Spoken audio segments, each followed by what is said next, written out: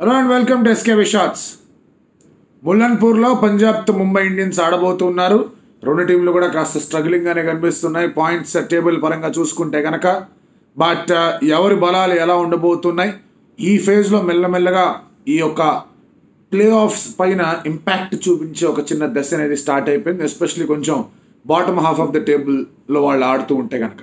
So ఈ match ఎలా ఉండబోతోంది, ఎవరి బలాలు ఏంటి, ఎవరి బలగాలు ఏంటి, ఎవరి ఆట తీరు ఎలా ఉండబోతోంది, లెట్స్ గెట్ స్టార్టెడ్.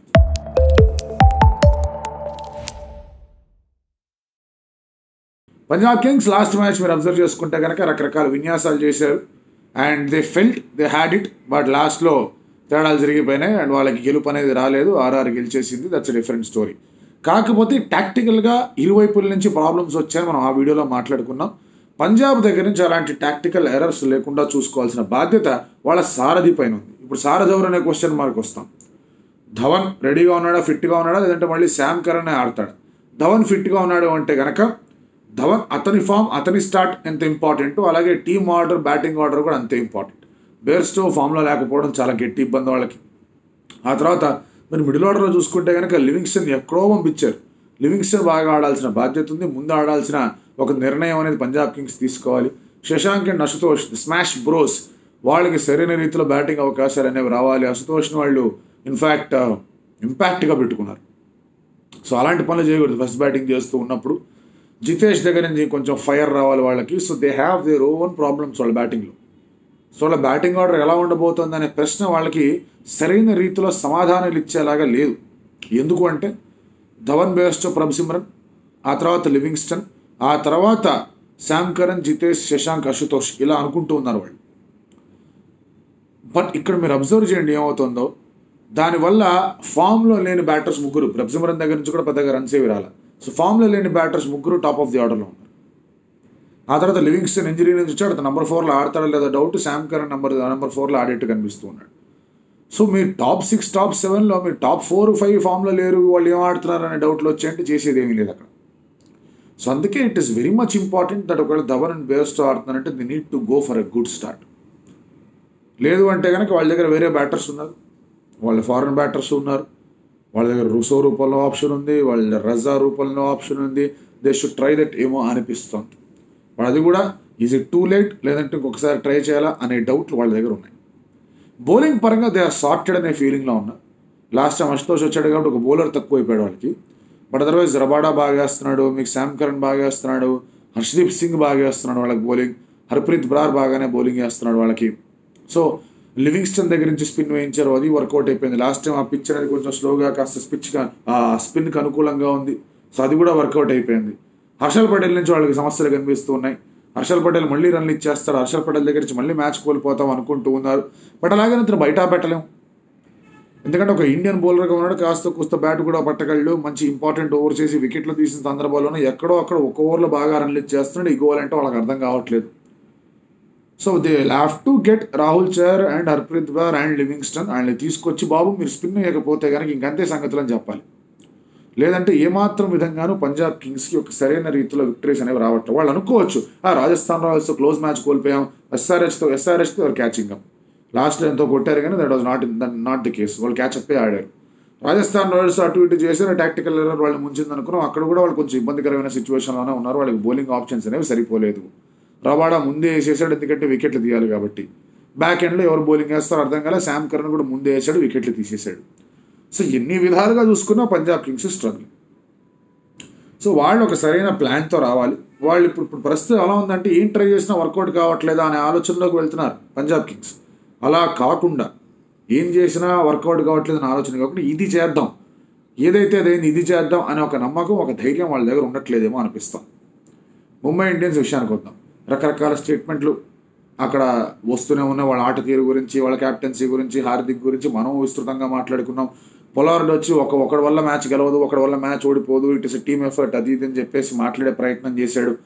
మనం లేదు ఇలా కాదు అలా ఉండాలని చెప్పేసి కూడా కొంచెం ఆలోచన అక్కడ ముంబై ఇండియన్స్కి పొలార్డ్కి కూడా వచ్చింది. But what is their problem అని మీరు మాట్లాడుకుంటే కనుక, ఒకటి వాళ్ళ రిసోర్సెస్ని పూర్తి స్థాయిలో వాళ్ళు యూటిలైజ్ చేసుకోలేకపోతున్నారు. ఎందులో యూటిలైజ్ చేసుకోలేకపోతున్నారు? బౌలింగ్లో. ఎందుకని యూటిలైజ్ చేసుకోలేకపోతున్నారు అర్థం కావట్లేదు ఏం జరుగుతుందో. ఎందుకు అర్థం కావట్లేదు ఏం జరుగుతుందో చాలా క్విక్గా కొన్ని డెసిషన్స్ జరుగుతూ ఉన్నాయి. ఎటువంటి డెసిషన్స్ జరుగుతున్నాయి? లాస్ట్ ఓవర్లో తను రన్స్ ఇచ్చాడు, మనం ఇప్పుడు వేస్తే బాగుంటుంది కదా అనే ఆలోచనతో కాదు. అరే నన్ను బూ చేస్తారా, నేను ఇక్కడ క్యాప్టెన్, నేను ప్రూవ్ చేయాలి, నేను ప్రూవ్ చేస్తే కనుక ఇవన్నీ ఆగిపోతాయి, అప్పుడే కదా నా టీం గెలిచేది అని ఒక ఆలోచన నుంచి వచ్చే ఒక భయమో, లేకపోతే ఆ భయాన్ని జయించాలని చెప్పేసి వచ్చే ఒక ఆత్మవిశ్వాసం ఏదైతే అది అయింది, దానివల్ల రాంగ్ డెసిషన్స్ జరుగుతున్నాయి. సారథి అనేవాడు మ్యాచ్ ఆడుతున్నప్పుడు బయట ఏం జరుగుతుందో దాని నుంచి ఎఫెక్ట్ కాకుండా ఉండేందుకు విశ్వ ప్రయత్నాలు చేసినా ఎక్కడో అక్కడ ఎఫెక్ట్ అయ్యే అవకాశాలు గట్టిగానే ఉంటాయి. అంత తేలిక కాదు ఎఫెక్ట్ అవ్వకుండా ఉండడానికి. ప్రతి ఒక్కరికి ఆ ఒక ఇంపాక్ట్ అనేది ఉంటుంది. ఆ ఇంపాక్ట్ని ఇక్కడ ఒంటి చేత్తోనో లేకపోతే ఒంటి కాలుతోనో జయించే ప్రయత్నం చేయాలా, లేదా టీం అంతటా నడిపి జయించే ప్రయత్నం చేయాలా అని ఒక కాల్ తీసుకోవాలి.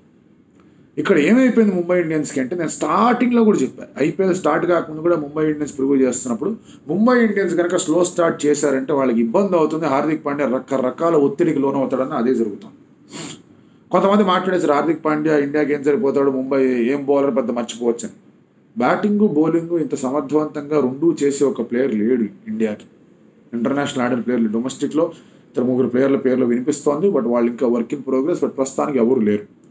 అండ్ అతను బౌలింగ్ బౌలింగ్ సరిగ్గా వేయట్లేదా అని 2 ప్రశ్నలు వస్తాయి. మన సిఎస్కే మ్యాచ్ దాకా బౌలింగ్ వేయాల, ఫస్ట్ 2 మ్యాచ్లు వేసాడు, ఆ తర్వాత 2 మ్యాచ్లు బౌలింగ్ వేయాలి, 3 మ్యాచ్లు బౌలింగ్ వేయాల. తర్వాత మళ్ళీ సిఎస్కే మ్యాచ్లో 1 ఓవర్ వేసాడు, రన్స్కి ఇచ్చాడు, 2 ఓవర్ వేసాడు, రుతురాజ్ గైక్వాడ్ వికెట్ తీసి బాగానే వేసాడు, 3 ఓవర్ ఇచ్చాడు, మ్యాచ్ ఇచ్చేసాడు. సో ఆ 3 ఓవర్ అనేది బాగా టాక్ ఆఫ్ ది టౌన్ అయిపోయింది అక్కడ. అండ్ దాని తర్వాత రకరకాల న్యూస్ ఆర్టికల్స్ కూడా వచ్చేస్తున్నాయి దట్ అగార్కర్, రోహిత్ శర్మ, రాహుల్ ద్రవిడ్ అందరూ కలుసుకొని హార్దిక్ బౌలింగ్ చేయకపోతే కనుక అతను తీసుకువెళ్ళడం కష్టం అవుతుంది వెస్టిండీస్ యూఎస్ఏకి అని చెప్పేసి మాటలు ఇవ్వ బయటకు వచ్చాయి, which is true, completely true. Hardik ఒకవేళ బౌలింగ్ చేయకపోతే తన టీంలో పనికిరాడు, అది డౌట్ లేదు. అలా మనం అలాంటి రిస్క్ ఆల్రెడీ లాస్ట్ టైం చేసాం, వర్కౌట్ కాదు, ఇప్పుడు మళ్ళీ చేయాల్సిన అవసరం లేదు. సో ఇటువంటి పరిస్థితుల్లో హార్దిక్ అది కమ్యూనికేట్ చేయాలి. ఎవడు కమ్యూనికేట్ చేస్తాడు? రోహిత్లు కమ్యూనికేట్ చేయాలి, సెలెక్టర్లు కమ్యూనికేట్ చేయాలి, బాబు నువ్వు బౌలింగ్ చేయాలి. ఆల్రెడీ ఒత్తిడిలో ఉన్నాడు హార్దిక్ పాండ్యా. ఒత్తిడిలో ఉన్న హార్దిక్ పాండ్యాకి మీరు వెళ్ళి ఇటువంటివి చెప్పి చెయ్యండి అంటే కనుక ఎట్లా తీసుకుంటాడనేది చూడాలి. దాని గురించి సపరేట్ వీడియో వస్తుంది, మాట్లాడుకుందాం. But apart from that what is happening in Mumbai, bowling బాగుంది, బ్యాటింగ్ బాగుంది, అన్ని రకాలుగా బాగానే ఉంది. రాజస్థాన్ రాయల్స్ ఒక డిఫీట్ తర్వాత ముంబై ఇండియన్స్ ఆడిన నెక్స్ట్ 2 మ్యాచ్లు మీరు అబ్జర్వ్ చేసుకుంటే కనుక అత్యద్భుతమైన రీతిలో ఆడారు, గెలిచారు. అది ఎవరితో ఆడారు, ఏం చేశారనేది మీకు ఆల్రెడీ తెలుసు. ఎవరితో ఆడారు, డీసీతో ఆడిన విధానం కానివ్వండి, ఆర్సీబీతో ఆడిన విధానం కానివ్వండి, వాళ్ళు బాటమ్ ఆఫ్ ద టేబుల్లో ఉన్న దే ప్లేడ్ రియలీ వెల్. వాళ్ళు హోమ్ కండిషన్స్ అద్భుతంగా యూటిలైజ్ చేసుకున్నారు అండ్ ఆ పిచ్ని పూర్తి స్థాయిలో వాడుకొని గెలిచారు. 3వ మ్యాచ్ కూడా ఒక రకంగా మాట్లాడుకుంటే కనుక బాగానే ఆడుతూ వచ్చారు, కానీ మధ్యలో వికెట్లు కోల్పోయారు. అద్భుతమైన బౌలింగ్ అక్కడ పతిరణ, అలాగే ఆళ్ల ముంబై బిడ్డలైన దేశ్ పాండే, శార్దుల్ నుంచి వచ్చాయి కాబట్టి వాళ్ళకి వర్కౌట్ కాల. రోహిత్ శర్మ లాస్ట్ దాకా వాడిని 100 కొట్టినా మనం మాట్లాడుకున్నాం, ఒకనొక దశలో స్లో అయిపోయాడు, అప్పటికే స్ట్రైక్ రాలేదు. తర్వాత వచ్చేసరికి గట్టి షాట్లు కొట్టే ప్రయత్నం చేశాడు, స్లో అయ్యాడు, target was out of the reach, మార్చిపోయింది. సో వాళ్ళకి సమస్య అంతా ఎక్కడ వస్తుంది అంటే కనుక ఇందాకన్నట్టుగా రిసోర్సెస్ యూటిలైజ్ చేసుకోలేకపోవడం. రోహిత్ ఫామ్లో ఉన్నాడు, ఇషాన్ బాగా ఆడుతున్నాడు, తిలక్ బాగా ఆడుతున్నాడు, డేవిడ్ మంచి కాంట్రిబ్యూషన్ ఇచ్చాడు, షెపర్డ్ మంచి కాంట్రిబ్యూషన్ ఇచ్చాడు వాళ్ళకి, రైట్. అండ్ సూర్య ఒక మ్యాచ్ బాగా, 2 మ్యాచ్లు పెద్దగా ఏం చేయలేదు. సరే సూర్య దగ్గర నుంచి మళ్ళీ రావాలని చెప్పేసి కోరుకుందాం. బౌలింగ్ పరంగా చూసుకుంటే కనుక బుమ్రా అసలు ఏం బౌలింగ్ అబ్బా, బుమ్రా బౌలింగ్ వేస్తుంటే కనుక బ్యాటర్స్ ఆలోచిస్తున్నారు ఇటువంటి పిన్ పాయింట్ యార్కర్స్ 6 బాల్ ఎట్లా వేస్తున్నాడు అబ్బా. నేను ప్రతిసారి చెప్తుంటా 6 బాల్ యార్కర్లు వేయడం చాలా కష్టం, నా మనిషి వేస్తున్నాడు అక్కడ, శుభ్రంగా దించుతున్నాడు యార్కర్లు. He is the pick of the bowlers. అతను ఆ పర్పుల్ క్యాప్తో ఎండ్ అవుతాడా, మోస్ట్ ఎకనామికల్ బౌలర్ అవుతాడా, ఈ స్టాట్స్ పక్కన పెట్టండి. ఇప్పుడు ఎంత అద్భుతంగా వేస్తున్నాడు చూడండి. వాళ్ళకి స్పిన్నర్ లేడు, స్పిన్నర్ ఉన్నా వాడుకోలేదు లాస్ట్ మ్యాచ్, అది వేరే విషయం. బట్ పీసీ కానీ లేకపోతే ఎస్జి శ్రేయస్ గోపాల్ కానీ వాళ్ళకి వచ్చినప్పుడల్లా వాళ్ళు బాగానే కాంట్రిబ్యూషన్స్ ఇచ్చారు, వికెట్లు తీశారు. సో వాళ్ళకి స్పిన్ లేదని చెప్పడం కరెక్ట్ కాదు. నబీ ఉన్నాడు, నబీ కూడా బౌలింగ్ వేస్తున్నాడు బాగానే. అవసరం అనుకుంటే కనుక షమ్స్ ములానీ లాంటి ఒక స్పిన్నర్ కూడా కనిపిస్తున్నాడు, ఒకవేళ కనుక ఈ పిచ్లో స్పిన్ కావాలంటే. They got the resources covered. Coetzee ఉన్నాడు, కొంచెం రన్స్కి వెళ్తున్నాడు, అది అనుకున్నారు కానీ వికెట్లు అయితే ఇస్తున్నాడు. ఆకాష్ మధ్వాల్ బాగా బౌలింగ్ చేస్తాడు. సరే ఒక ఓవర్లో, ఒక మ్యాచ్లో, ఒక లాస్ట్ ఓవర్లో రన్స్ ఇచ్చాడు కదా, ప్రతి ఒక్కళ్ళు ఏదో ఒక లాస్ట్ ఓవర్లో రన్ ఇస్తారు. Everybody goes for runs. అలాగని చెప్పి డెసిగ్నేటెడ్ మీకు ఇచ్చిన రోల్ ఏంటి, డెత్ బౌలింగ్ ఏంటి, తీసుకొచ్చి ఏమని చెప్పాలి. రన్స్కి వెళ్తే పట్టుకోవాలి, ఆపాలి, అయ్యింది పరిస్థితి అనాలి.